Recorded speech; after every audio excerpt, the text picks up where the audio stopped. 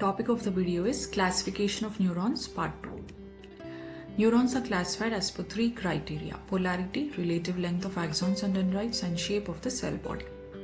According to polarity, pseudo-unipolar, only one process, example, dorsal root ganglia of spinal nerves. Bipolar neurons are found in retina and olfactory epithelium. Multipolar, most common type, found in peripheral motor nerves. According to relative length of axons and dendrites, Golgi type 1 neurons have long axons, example, Purkinje cells of cerebellar cortex. Golgi type 2 neurons have short axons and star-shaped. According to shape of cell body, pyramidal cells in motor cortex of cerebrum, fusiform cells in motor cortex of cerebrum, pyriform cells, Purkinje cells of cerebellum.